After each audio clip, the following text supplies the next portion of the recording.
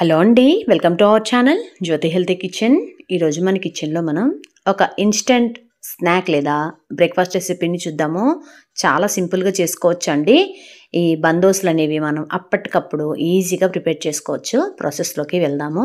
ముందుగా ఒక గిన్నెలోకి 1 కప్పు బొంబాయి రవ్వను తీసుకున్నాను. అలాగే ఇందులోకి ఒక అరకప్పు పెరుగును కూడా వేసుకొని, ఒక పావు కప్పు వాటర్ని వేసుకొని ఇలా ఈ రవ్వ ఇంకా పెరుగు బాగా కలిసేలాగా కలుపుకోవాలి. నేను ఇక్కడ చిక్కటి పెరుగుని తీసుకున్నాను. మీరు కావాలంటే మజ్జిగనైనా సరే ఒక హాఫ్ కప్ వరకు తీసుకోవచ్చు. ఇలా ఈ రవ్వంతా బాగా కలిసిన తర్వాత ఒక మూతను పెట్టేసుకొని ఒక 10 నిమిషాల వరకు పక్కన పెట్టుకుందాము. ఈలోపు ఇందులో కావాల్సినటువంటి కూరగాయలని ముందుగానే కట్ చేసి పెట్టుకోవచ్చు మనం. చూసారా, ఒక 10 నిమిషాల తర్వాత రవ్వ అనేది బాగా పెరుగులో నానిపోయింది.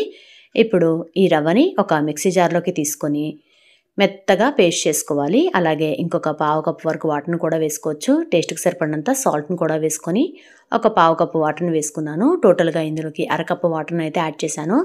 కన్సిస్టెన్సీ చూడండి, ఇలా ఉండాలి. మనం గ్రైండ్ చేసుకున్న తర్వాత వాటర్ సరిపోనట్టుగా ఉంటే కొంచెం యాడ్ చేసుకొని కలుపుకొని పక్కన పెట్టుకోవాలి. ఇప్పుడు స్టవ్ పైన ఒక పోప్ ప్యాన్ పెట్టుకొని స్టవ్ని సిమ్ ఫ్లేమ్లో పెట్టుకోవాలి. ఇలా ప్యాన్లోకి ఒక అర స్పూన్ వరకు ఆయిల్ని వేసుకొని ఆయిల్ అనేది హీట్ ఎక్కిన తర్వాత ఇందులోకి ఆవాలు జీలకర్రని వేస్తున్నాను. ఇలా ఆవాలు జీలకర్ర చిట్టుపట్టలాడిన తర్వాత ఇందులోకి ముందుగా కట్ చేసి పెట్టుకున్నటువంటి ఒక ఉల్లిపాయని వేసుకుంటున్నాను. నేను ఇక్కడ చిన్న ముక్కలుగా కట్ చేసుకొని వేసుకుంటున్నాను. అలాగే చిన్నగా కట్ చేసి పెట్టుకున్నటువంటి అల్లం, పచ్చిమిర్చి, ఒక క్యారెట్లో సగం తీసుకున్నాను. నేను ఇక్కడ చిన్నగా కట్ చేసి పెట్టుకున్నాను క్యారెట్ని కూడా. అలాగే కొంచెం కరివేపాకును కూడా వేసుకుంటున్నాను. ఇప్పుడు మనం వేసుకున్నటువంటి ఈ కూరగాయల ముక్కలన్నీ కొంచెం ఒక 2 నిమిషాల వరకు ఫ్రై చేసుకొని ఇవి మనం ముందుగా కలిపి పెట్టుకున్నటువంటి బ్యాటర్లోకి యాడ్ చేసుకుంటే సరిపోతుంది. ఇలా మనం ఫ్రై చేసుకొని బ్యాటర్లోకి యాడ్ చేసుకోవడం వల్ల మనం ప్రిపేర్ చేసుకున్నటువంటి బందోస్ అనేది చాలా టేస్టీగా వస్తుంది. ఒక్కసారి ఈ ప్రాసెస్లో ట్రై చేయండి. చూడండి, ఇలా ఫ్రై అయిన తర్వాత స్టవ్ ఆఫ్ చేసుకొని ఈ బ్యాటర్లోకి ఈ వెజిటబుల్స్ అన్నిటిని వేసుకుంటున్నాను. ఇలా వేసేసుకొని ఒకసారి అన్నీ కలిసేలాగా కలిపేసుకోవాలి. అలాగే ఇందులోకి చివరాఖరిగా కొంచెం మీకు ఇంట్రెస్ట్ ఉంటే బేకింగ్ పౌడర్ని కానీ బేకింగ్ సోడాని కానీ వేసుకోండి. నేను ఇక్కడ చిటికెడు సోడా ఉప్పుని వేసుకున్నాను. అలాగే ఒక అర స్పూన్ వరకు సాల్ట్ని వేసుకుంటున్నాను. నేను ఇందాక వేసుకున్నటువంటి సాల్ట్ అనేది సరిపోలేదు. టేస్ట్ని చెక్ చేసుకొని సాల్ట్ అడ్జస్ట్ చేసుకోండి. ఇప్పుడు బ్యాటర్ని ఒకసారి కలిపేసుకొని ఇందులోకి కొంచెం కొత్తిమీరను కూడా వేసుకుంటున్నాను. చూడండి, కన్సిస్టెన్సీ ఇలా ఉంటే సరిపోతుంది.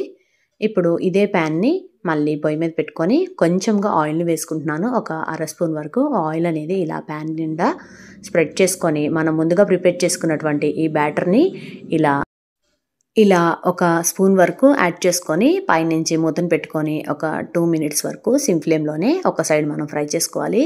ఇలా ఒక 2 మినిట్స్ తర్వాత రెండో సైడ్కి కూడా టర్న్ చేసుకొని ఫ్రై చేసుకుంటే చాలా అంటే చాలా సింపుల్గా పర్ఫెక్ట్గా మనకి బందోసులు అనేవి చాలా సింపుల్గా ప్రిపేర్ చేసుకోవచ్చు.